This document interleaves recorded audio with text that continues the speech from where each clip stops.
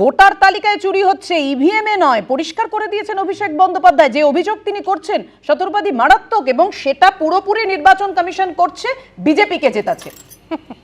না না, অভিষেক ব্যানার্জি এখন অনেক দিন ধরে ভাবলেন কি করা যায়। রাহুল গান্ধী যেরকম করেছিল ইউপি ইলেকশনের, খুব সম্ভবত বিহার ইলেকশনের আগে নাকি পরে, প্রেস কনফারেন্স করে আজকে গিয়ে একে বলেছে চিফ ইলেকশন কমিশনকে যে আঙুল তুলে কথা বলবে না, কিন্তু তারপরে আমি নিজেই দেখছি সারাক্ষণই আঙুল তুলে কথা বলে যাচ্ছে।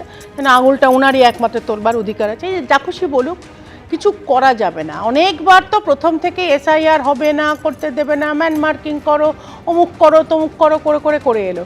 যে কটা প্রশ্ন করতে গেছিলো সবই তো বোধহয় সদুত্তর দিয়েছে, উত্তর পছন্দ হয়নি। এখন তৃণমূলের কিছু পছন্দ হয় না। এখন 12খানার রাজ্যে এসআইআর চলছে, একমাত্র এই রাজ্যে আমরাও তো বিজেপির তরফ থেকে আমরা ইলেকশন কমিশনকে বলেছিলাম লাইভ টেলিকাস্ট হোক এই হিয়ারিংগুলোর জন্য। তো এবার কেন করেনি সেটা তো ইলেকশন কমিশন উত্তর দিতে পারবে। কিন্তু এখন নতুন বায়না হয়েছে, যে বাচ্চাদের যেরকম বায়না হয় আর কি, কেন VLA2 থাকবে না, হিয়ারিং বন্ধ করে দাও। তোমরাই দেখেছো, অসিতবাবু বন্ধ করে দিয়েছে, আবার আজকে পাণ্ডবেশ্বরে জ্বালিয়ে দিয়েছে হিয়ারিংয়ের জায়গাটা। এইগুলো করার কোনো যুক্তি আছে? যতই যাই বলুক, এইবার আগামী নির্বাচন হচ্ছে তৃণমূলের বিসর্জন, এইটা হজম করতে পারছে না। সেই জন্য কৃষাণু যে কোনোদিনও কোনো সময় অন্য কাউকে ইন্টারাপ্ট করে না, আমার সময়ের মধ্যে হঠাৎ কথা বলছে, এত প্যানিক স্ট্রিকেন। অমিত শাহজি বলছে কৃষাণুর রিয়াকশন অবশ্যই নেব, কিন্তু তার আগে অভিষেক বন্দ্যোপাধ্যায় নির্বাচন কমিশনারকে, মুখ্য নির্বাচন কমিশনার গণেশ কুমারকে একেবারে নিশানা করে আর কি বলেছেন আপনাদের সামনে রাখবো। কিন্তু তার আগে পাল্টা করা বিবৃতি কিন্তু কমিশনের তরফেও এসেছে। কমিশনের কর্মীদের যেন হুমকি না দেয় তৃণমূলের জনপ্রতিনিধিরা, তৃণমূলকে এটা নিশ্চিত করতে হবে। BLO, ERO, ARO পর্যবেক্ষকদের ভয় দেখানো বরদাস্ত নয়। দুষ্কৃতীরা আইন হাতে নিলে কড়া পদক্ষেপ নেবে নির্বাচন কমিশন, হুঁশিয়ারি দেওয়া হয়েছে এভাবে নির্বাচন কমিশনের তরফে। অবিলম্বে কমিশনের মঞ্জুর করা BLOদের বর্ধিত সাম্মানিক মিটিয়ে দিক রাজ্য। তৃণমূলের প্রতিনিধি দলের সঙ্গে সাক্ষাতের পর বিবৃতি কমিশনের। বহুতলে বুথে অনড় জাতীয় নির্বাচন কমিশন, বহুতলগুলিতে বুথ হবেই জানিয়ে দেওয়া হয়েছে তৃণমূলের প্রতিনিধিদের। বিবৃতি দেওয়া হয়েছে নির্বাচন কমিশনের তরফে। অর্থাৎ কোন রকম এই হুমকি হুঁশিয়ারি বরদাস্ত করা হবে না কৃষাণু। তৃণমূল যেন কোনোভাবেই BLO, ERO, AROদের হুঁশিয়ারি না দেয়। আজকে তো নির্বাচন কমিশনের তরফে একেবারে কড়া বিবৃতি। কেউ তো হুঁশিয়ারি হুমকি কেউ দেয়নি, কিন্তু প্রতিবাদকে নিয়ে কি হলো তুমি শোনোনি এতদিন ধরে? একটু বলেনি এখন কিসের ভয় আমার কথাতে আটকানো হচ্ছে শতরূপা? আমি কোথায় আমি কে বলছি? এখন আমার কথা হচ্ছে কেউ হুমকি দেয়নি, কেউ ভয় দেখায়, কিন্তু গণতান্ত্রিক প্রতিবাদ ছিল এবং থাকবে। এটা আমাদের সংবিধান প্রদত্ত গণতান্ত্রিক অধিকার। যদি মনে করে যে এটা হরিয়ানা, উত্তরপ্রদেশ, গুজরাট বা মধ্যপ্রদেশ, যে এখানে দুটো কড়া কথা বলবো, হাসি পাচ্ছে আমার। অন্যান্য রাজ্যে কোথাও কেউ কিছু বলেনি, এত ভয় কেন পাচ্ছ? কৃষাণুকে একটু বলতে দিন, কারণ কৃষাণু জানে ফলতা, শিরাকল, মগরাহাটে কিভাবে মাপকাঠিটা শতরূপা ঠিক করেছে আজকের আলোচনায়, যে যার কথাতে বলবে সে ভীত।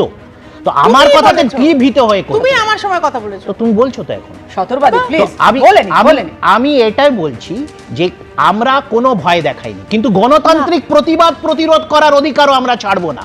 কেউ যদি আমাদের প্রতিবাদকে, আমাদের প্রতিরোধকে, গ্রামের সাধারণ মহিলাদের, প্রান্তিক মানুষদের প্রতিবাদ, গাড়ির বনেটে চাপড়ানোকে কেউ যদি ভয় দেখানো মনে করে, সেটা তাদের প্রবলেম, আমাদের নয়। মানুষের কণ্ঠ যারা রোধ করবে তাদের এই প্রতিরোধের সামনে পড়তে হবে। এটা তৃণমূলের বিক্ষোভ নয় শতরূপাদি। শেখ শাহজাহানকে যখন বাংলাকে আমরা সিবিআই কে মুঘল তাড়িয়েছি, আমরা ব্রিটিশ তাড়িয়েছি, আমরা পাকিস্তানিদের তাড়িয়েছি, আমরা এই মোদিদেরকেও তাড়াবো। এক সেকেন্ড, আজ গতকাল বোধহয় খুব সম্ভবত প্রেস কনফারেন্সে মাননীয় অমিত শাহ বলেছেন যে মুখ্যমন্ত্রী এবং তার দলবল সিবিআই কে বলে যে আমরা করেছি, ইসি কে বলে আমরা, ইসিআই কে, ইলেকশন কমিশনকে আমরা করেছি, হাইকোর্টকে আমরা নিয়েছি। হয়তো হেরে যাবার পর বলবে না শতরূপাদি, এই প্রশ্ন তো সমানভাবে থাকবে। করা বিবৃতি দেওয়া হচ্ছে। এক সেকেন্ড, কৃষাণু বলবেন, পরে আসবো, এই নিয়ে আমরা পরে আসবো, আলোচনা করব। শতরূপাদির কাছে আমার প্রশ্ন থাকবে যে করা বিবৃতি দেওয়া হচ্ছে নির্বাচন কমিশনের তরফে, কিন্তু কড়া পদক্ষেপ কোথায় সেটা কিন্তু এখন অবধি নজরে আসছে না। আমরা এই নিয়ে আলোচনা করব, কিন্তু তার আগে দেখাবো মুখ্য নির্বাচন কমিশনারকে আক্রমণ করে আর কি বলেছেন অভিষেক বন্দ্যোপাধ্যায়, কি অভিযোগ করেছেন দেখুন। बात करना शुरू की। पहली बात तो जब कोई बोल रहा था वो रोकने टोकने लग गया। He started losing his temper. मेरे तरफ उंगली उठाने लग गया। फिर मैंने बोला you are nominated, I am elected, आपका उंगली नीचे करके बात करिए। हम लोग जो यहाँ पे बैठा हुआ है जनता का वोट से चुना हुआ है। बीजेपी के बदौलत खाली आपका एक नोटिफिकेशन का बेसिस पे मैं यहाँ पे नहीं आया हूँ। We are answerable to the people at large. You are answerable to your masters. I am answerable to the people of my state, for whom we have come here to ensure none of them are left behind from the final electoral roll when the list is published. आप उंगली नीचे करके बात करिए। उनको लगता है कि हम जो बोलेगा वो सुन लेगा। If he has the guts and gall, let him release the footage. I'm standing outside the Election Commission's office. There it goes. Nirvachan Southern Election Commission of India. Ganesh Kumar must be hearing what I'm saying before the media now. If he has the courage, he should come down and face the media and combat and rebut every point I am raising before the media and you today itself, without wasting any further time, rather than making selective leaks. পাল্টা কটাক্ষ বিজেপির রাহুল সিনহা, তিনি কি বলেছেন দেখুন। দেখুন, তৃণমূল কংগ্রেস চাইছে election কমিশনের সাথে একটা ঝগড়া লাগাতে, কারণ এমনি তো ইলেকশন কমিশনকে আটকাতে পারছে না। ইলেকশন কমিশনকে তো এটা বলতে পারছে না প্রকাশ্যে আপনারা চোর ধরা বন্ধ করুন, যে কারণে যাতে চোর ধরতে না পায় ইলেকশন কমিশন ভয় পেয়ে চুপচাপ হয়ে যায়, তার মানসিকতা নিয়ে তৃণমূল এটা করছে। কিন্তু বুঝতে পারছে না সারা দেশে তৃণমূল কংগ্রেস একটা বিন্দুর সম, একটা শস্যের দানার সম। সারা ভারতে তৃণমূল কংগ্রেসের কি আছে?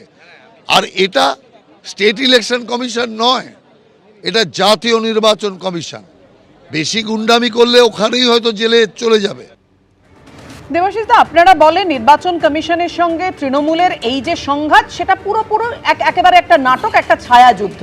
কিন্তু আজকে অভিষেক বন্দ্যোপাধ্যায় যে কথা বললেন, যে যেভাবে ভোট চুরি এত বছর হয়ে এসছে, ইভিএমে হচ্ছে না, কোথায় হচ্ছে ভোটার লিস্টে, সেটা একেবারে তৃণমূল ধরতে পেরেছে বলে তৃণমূল এইভাবে সরব হয়েছে। হরিয়ানা, মহারাষ্ট্র, দিল্লিতে মানুষ বিজেপিকে শিক্ষা দিতে চেয়েছিল, কিন্তু কংগ্রেস তো বুঝতেই পারেনি।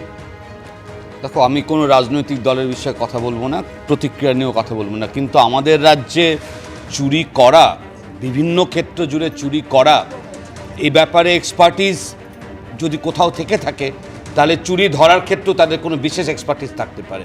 আমি কোনো দলমত রিয়াকশন নিয়ে এইসব কথা বলছি না, কিন্তু যেটা মনে রাখতে হবে একটা কথা খুব পরিষ্কার, সেটা হচ্ছে নির্বাচন কমিশন কিন্তু এখনও পর্যন্ত বারে বারে তার দুর্বল অবস্থানটাকেই পাবলিকের সামনে নিয়ে আসছে। কারণ আমাদের রাজ্যে গত ১.৫ দশকে পঞ্চায়েত থেকে লোকসভায় যেরকম সাধারণ মানুষের ভোট চুরি হতে আমরা লক্ষ্য করেছি, কারণ মানুষ ভোট দিতে পারে না, তিনি ফ্ল্যাট বাড়ি আবাসনেই থাকুন আর গ্রাম বাংলার আমজনতায় থাকুন, একটা বিপুল অংশের মানুষ ভোট চুরি যায়, মাফিয়া ফ্লেক্সিং মানি পাওয়ার দিতে দেয় না, মাসেল পাওয়ার দিতে দেয় না। একই জায়গায় বারবার করে প্রশ্ন উঠছে যে নির্বাচন কমিশন এত টুইট করেন কেন, যখন একটা সিভিল সার্ভেন্ট, নির্দিষ্টভাবে দায়িত্বপ্রাপ্ত সিভিল সার্ভেন্ট নির্বাচনের কাজে যুক্ত রয়েছে, মাঠে নেমে লড়াই করতে বলছেন, কিন্তু আপনার কি মনে হয় নির্বাচন কমিশন কেন আনরুলি অ্যাটিটিউডের ব্যাপারে পদক্ষেপ নিতে পারছে না? আমাদের রাজ্যে 12টা জায়গায় এই এসআইআর এর কাজ এই মুহূর্তে চলছে। আমাদের রাজ্যে এসআইআরকে কেন্দ্র করে রাজনৈতিক অবস্থান থেকে যেভাবে হিংসার বক্তব্য প্রতিদিন ছড়ানো হচ্ছে, কেন নির্বাচন কমিশন নির্দিষ্টভাবে পদক্ষেপ নিতে পারছে না? এই কারণে নির্বাচন কমিশনের বিরুদ্ধে কিন্তু সাধারণ মানুষ প্রশ্ন তুলছে। এখানে বিজেপি, তৃণমূল এগুলো সেকেন্ডারি ব্যাপার। এবিপি আনন্দ, এগিয়ে থাকে, এগিয়ে রাখে।